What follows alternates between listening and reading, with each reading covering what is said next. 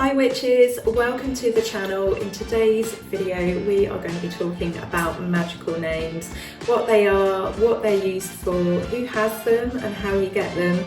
So grab a cup of tea, get comfy and we'll jump right in.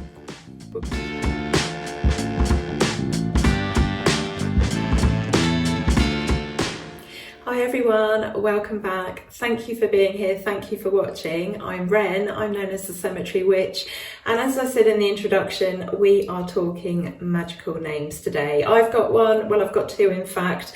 I'd be interested to hear if you've got a magical name, but don't tell us please unless that's a publicly used name, unless you're comfortable to. So what is a name? It is a term of identification. It is a word or a set of words that something or someone is known by. Now, when you look up the definition of a name, it will tell you that it is used by an external observer, but I don't know, I think we use our names to ourselves, don't we? I definitely think of myself as Wren. I don't think of myself as a nameless being or by another name. So yeah, there was something that William Shakespeare said that I wanted to include in this video, and that is, what's in a name? That which we call a rose by any other name would smell just as sweet. So he was basically saying that it's irrelevant naming things, that it makes no difference.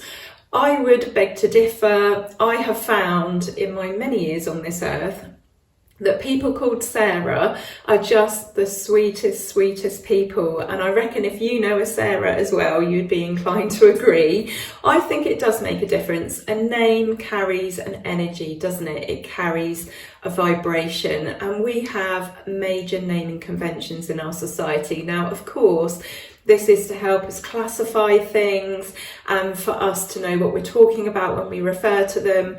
But I do think that a name goes a bit deeper than just being, a bunch of words that's assigned to something or a word that's assigned to something. So we have names or naming conventions in astronomy.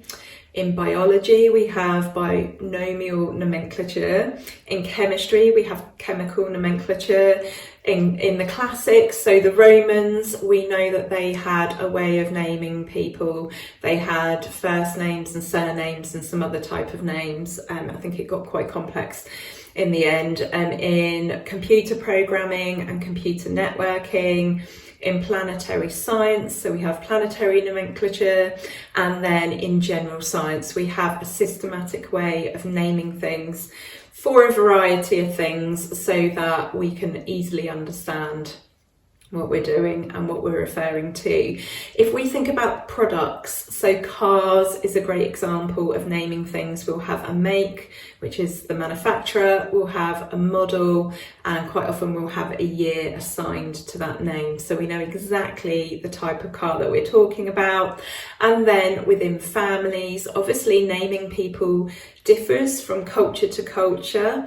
But we have first names, we have surnames, and we have other names, so like middle names, for example. And then the societal patterns and rules around that does differ from country to country. So in some places, your name will be based on your father's name, for example. So I think in Iceland, if your surname's Peterson, you're son of Peter. That kind of thing. So in witchcraft, we also have names. We have our magical name, or what's sometimes referred to as our craft name. This is often adopted by practitioners of Wicca and also other forms of neo-pagan witchcraft. So for example, I'm sure most of you have heard of the author Starhawk. Her name is Miriam Semos, but she goes by the name Starhawk. So we're going to be looking at magical names, how we get them, what sort of name we would use, and why. So let's go with the why first. What are they used for? So for example, the first one that springs to mind would be privacy. If you're still in the broom closet, but you want to interact perhaps online, or you've written a book, or you're running a website, or even just amongst your friends, if you go along to a moot and you don't want anyone to know your details, sometimes people will use name that they've selected especially for this. It can be that someone takes a magical name as an expression of their devotion. We have been talking, or will be talking this month, about self-dedication, dedicating ourselves to our path. So many people take a name at the point at which they self-dedicate, or sometimes after the coven initiation process. That's quite common. Sometimes we use them as a protective thing. So it is believed that if you use a magical name, that protects your true name, if you like, against curses and, you know, the sort of the malign gaze of perhaps other magical practitioners who aren't so kind.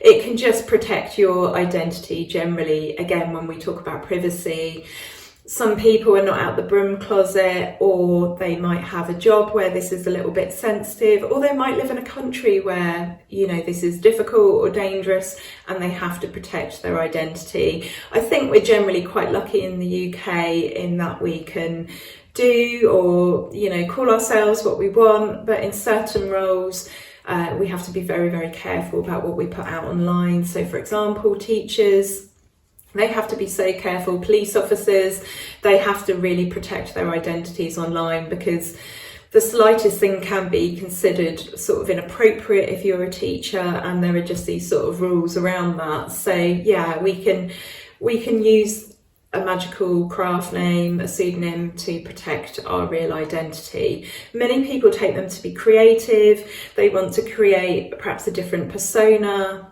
their magical persona. So they might have the, you know, two halves of their life where they are perhaps a serious working professional, and then they've got their magical life. And I'm not saying you can't have both together, of course you can, but perhaps they actually want a dividing line between the two. For me, it all merges into one. This is what I do. But at the same time, some people like to have their life compartmentalized. They like to split their life up into parts. For them, you know, naming themselves in a creative way related to their witchcraft helps them step into, you know, their role as priest or priestess. And that's the other thing. Magical names do give us that power. So we step into our priest or priestess role when we take on a magical name. So how do we get one? That's probably your next question. You've probably already thought ahead and thought, okay, fine, but I want one now. What, you know, how do I get one?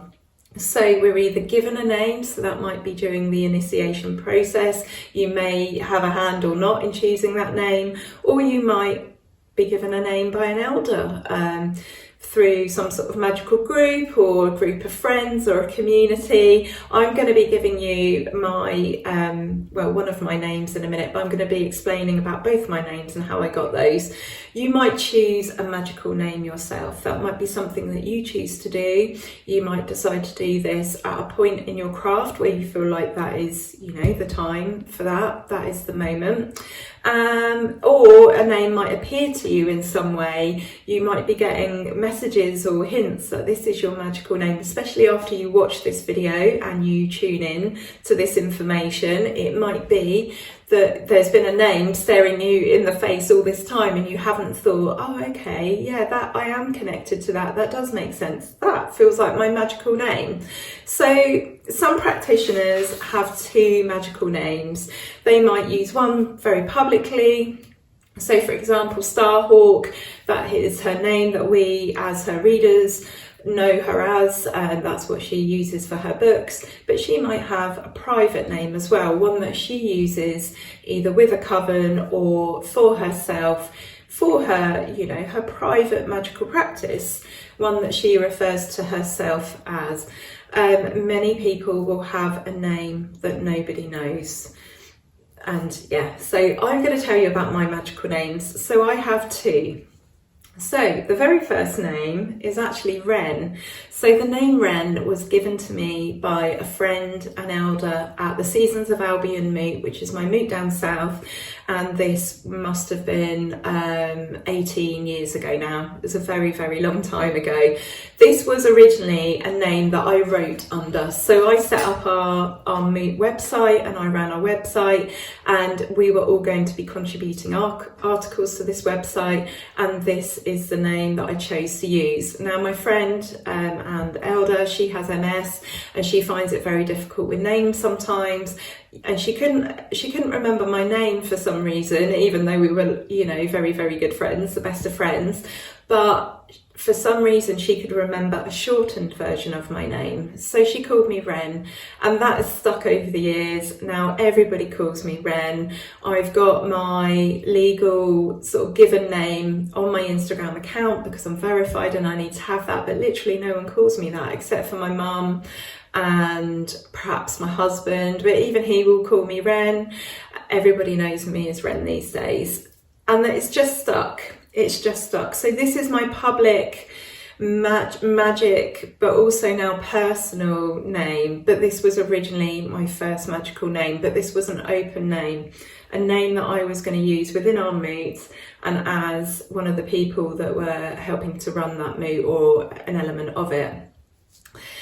I have actually considered changing my given name, my legal given name, to Wren, precisely because it's stuck over the years, and I've been known this for such a long time now. I have given great thought to that. I don't know how my mum would feel about me losing my original name. That's what she named me after all, but I don't know. I partly feel like it's my identity, isn't it? It's who I am and it's about my experience, but I do appreciate and I'm sensitive towards the fact that my mum called me what she did. I was nearly going to be called Rhiannon. I was very nearly Rhiannon after the Fleetwood Mac song, but no, as fate and fortune would have it, I've ended up with a different name to the one that I was born with, but that is Wren. So that is my magical name. However, I have a private magical name. No one on earth knows it, not even my husband, not my best friend, not my mum, not my child, no one knows my magical name except for me. And this is a name that I use when I step into my role as priestess, when I open a magic circle, when I do my magical work. I give a little nod to the fact that I am called that. I refer to myself as that within that space when I have thoughts. And for me, it's like putting on my magical clothes and my magical jewellery. I just give a little nod to that name and it just helps me step into that role. So, you know, rather like a teacher won't be called by her first name, she'll be called Mrs. Smith or Mrs. Harris or Mrs. Brown or whatever. It's kind of like that. It helps you professionally in terms of what you're doing step into that role. It's about mindset. It's about going, okay, I am a different person now because as this person, I do this. So this name took years to arrive. In fact, I would say I've been practicing witchcraft for over 26 or 27 years now. I've been saying 26 years for quite a long time now, so it must be higher than that.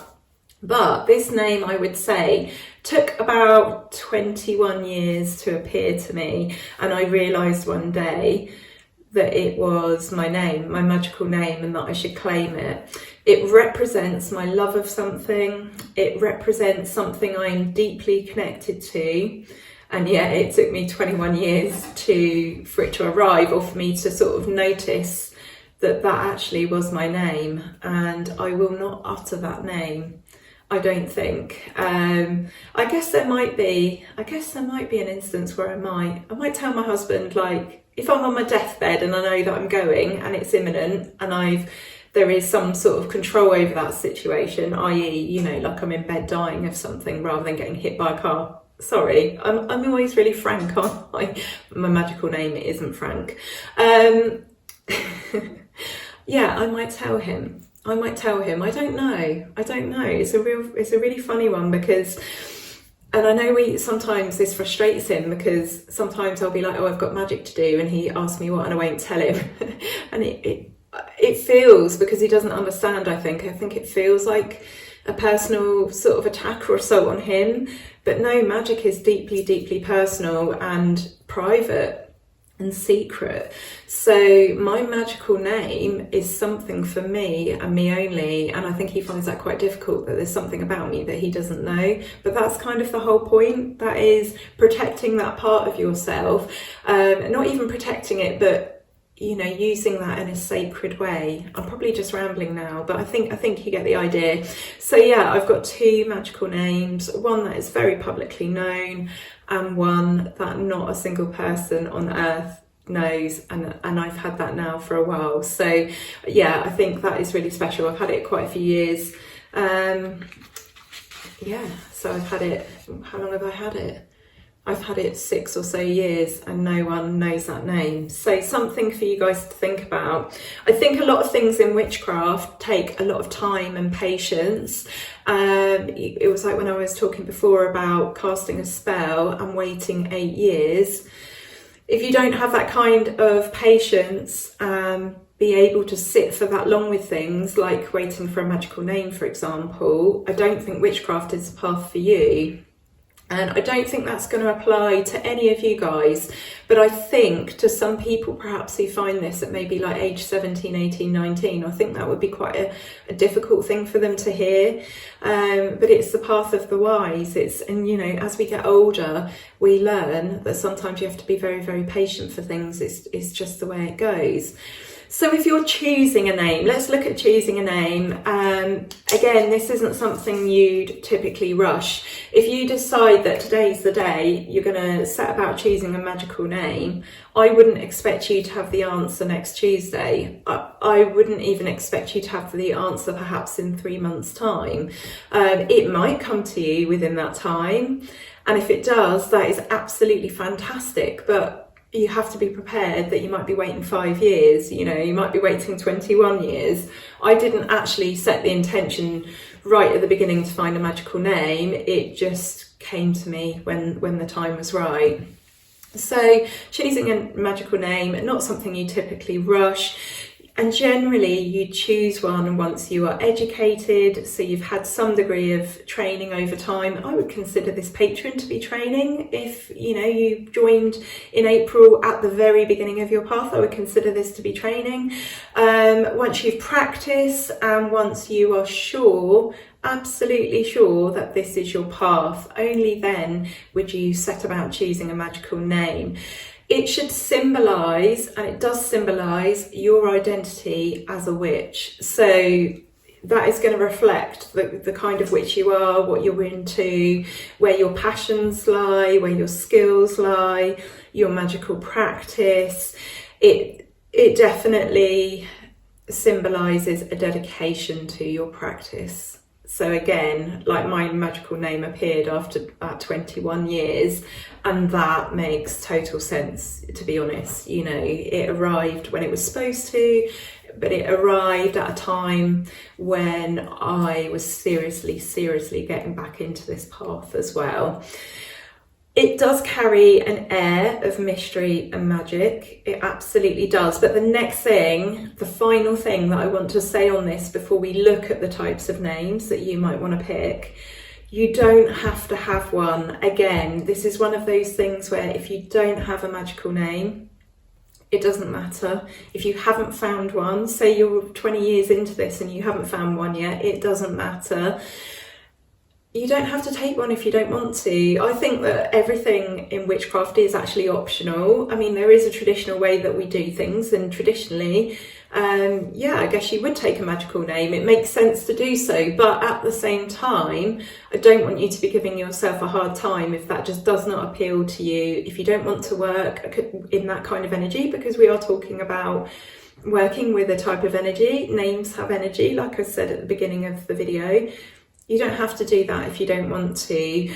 All I will say is don't get frustrated if your name doesn't appear to you immediately. Now, you can just pick a name. Like I said, you can just choose one, but you should take your time.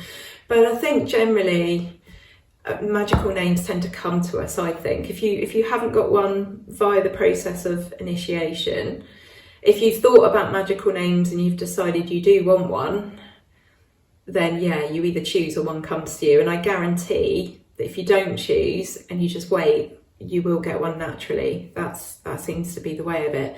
So I thought we'd go into some examples of names. I've picked really, really basic examples because I don't want to influence you guys too much. I want you to just go off and be free and get creative with this. But I've picked some one-word names and some two-word names, or two-name names, one-name names. Yeah, you know what I mean. To show you examples of the kind of things that you could name yourself after. You could just create a different name. Your magical name could be Bernard Smith, really, but it's much more magical, let's face it, more fun to pick a name that actually represents who you are, what you're interested in, perhaps the natural world. I mean, if you want to be Bernard Smith, then knock yourself out. If that's your magical name, so when you put on your magical robes and your magical jewellery and you do your magical actions before you open a magic circle, if you want to be Bernard Smith, I'm making it sound like I don't want you to be Bernard Smith. What I'm saying is you absolutely pick. So being serious now, examples. So one word names, you could pick a season. So you could be autumn, for example. You could be hazel, after a tree. You could be amethyst, after your favourite crystal. You could be pathfinder, which is an activity. You could be snow, which is the weather. You could be Dorothy, which is my ancestor. That's my grandmother. She was Dorothy Kate. So I could call myself Dorothy Kate and use that as my magical name. You don't have to be crystal, rainbow, amethyst, Luna. You know, if you want to pick four names, you can be Bernard Smith.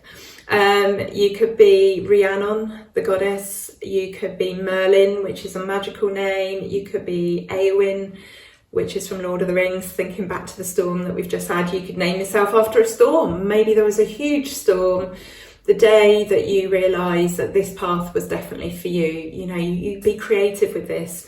You could be Forest. That could be your favourite place, for example. You could be two names, so you could be Rhiannon Snow, so that could be after a goddess that you're dedicated to, and your favourite weather. You could be Amethyst Beach. So do you see where I'm going with this? It is entirely up to you. You could be Amethyst Seeker, so perhaps you seek out crystals and you work with crystals, and amethyst is your favourite. You could be Lady Amethyst if you want to give yourself the title Lady. So you can get super creative with this, which is the absolutely magical and joyous thing about this. And it is magic, picking a magical name, because again, we're talking the energy of something. It's not just about naming something, but it must feel right. So whether you choose a name or one appears to you, it must feel right. It must feel like a part of you. It must feel connected to you. You must feel connected to it. And you will know when that magical name appears and when it is right. You will probably have lots of ideas that come to you, and if they don't feel right, then it's not the name for you. Don't dedicate yourself to a name that just feels a bit off or feels like it's 98% there. It needs to be 100% there. Now there are sort of mixed views on, you know, picking a name once or the name evolving over time, and I think either or. You know, like I've got my magical name that nobody knows, and I absolutely feel like that is my name for forever. I feel like that is my name, and it's not a name that has been given to me by anyone. I feel like it's a spiritual name that has materialized, and it is a part of me, and therefore it won't ever change. However, people do change, they do evolve. Like, I am known as a name that I was not born as, and that feels a part of me. So I think we should be open-minded. Like, I tend to I'm probably a bit old school, and I think, no, your name is your name and it doesn't change. But in my personal life, my name has changed. So yeah, it's up to you, really. But a lot of people will put forward the idea that this might evolve, which is fine. I think of it more like a magical tool, in that I would only have one wand, I would only have one athame. That's generally traditionally how it goes, but I think you should be open to it changing over time, but that would be a change as a result of you evolving in some way, not, oh, I've picked Luna Rose this week and then next week I'm bored, I've decided I don't want that and I'm gonna change it to Bethany Birch Tree.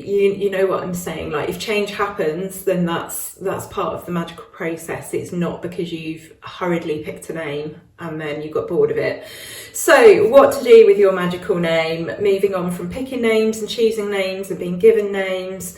As I've said, I bring my awareness to my magical name and who I am, being named that name, ahead of my rites and rituals. It helps me move into that role of the priestess. You can inscribe it somewhere, so you could put it on your altar. You could have a little plaque with your name on your altar. Again, that depends on whether you want people to see that or not, but you could put that up or remove it or whatever. You could inscribe it on your tools. You can have it in your grimoire. You could do what you want with it, really. If you can think of something magical that you could do with your name, then yeah, use it for that. But for me, it's very much a private, inwardly thing, and it's about stepping into that role as priestess. So if it hasn't come to you, if you have watched this video and we're then fast forward 2 years down the line, and it hasn't come to you despite asking for the name or trying to see some sort of sign, you could ask your gods, guides and guardians. If there's a deity that you work with, you could ask them to show you your name. You could meditate on it. You could ask the universe for a sign, and then you keep an eye out for that sign. You could ultimately ask someone else to name you. If you've got a special teacher or a guru or a magical friend that you've worked with for many years, I mean, really, you could ask them to name you. Obviously, that's a bit of a risk. You might not like the name that they come up with, but then if that is a very organic process and you trust that teacher and that teacher named you in a way that they feel is right for you, who knows, that could work for you. This is obviously, magical names is really, really personal. If you're asking for a sign or for your deity to show you a name, you're going to be looking out for something that pops up repeatedly a lot. So if you've got a robin in your garden that's always around, I wouldn't say that I would see that as a sign. But if you suddenly get a visit from a robin and then you're seeing robins everywhere and you keep meeting people with the name Robin and the name Robin comes up in a song and you're just bombarded with the name Robin, then I would say there's your sign. You know, those are the kind of things that you're looking for. Dreams, for example, when you're meditating, if you know, you see something, or you're given a message when you're traveling to the other world. So that's the kind of thing that you're looking for. So let's just wrap this up in conclusion. What do you think about magical names? If you haven't got one, is it something you're likely to adopt, do you think? Maybe you've got one. If you would like to share information on that in whatever capacity, of course, we wouldn't ask you for personal information that you do not wish to share. Do not tell us your magical name if no one on earth knows it. That's not what we're going for here. If you have an open magical name like I do, that has now become my name, then feel free to share information like that. Do you think you will set out to find or choose or be given one? I'd love to know your thoughts on magical names. Pop them in the comments below. And if you've got to the end of this video, thank you so much for watching. Hit subscribe. It only takes a couple of seconds and it really, really helps. Thank you so much. Love and blessings.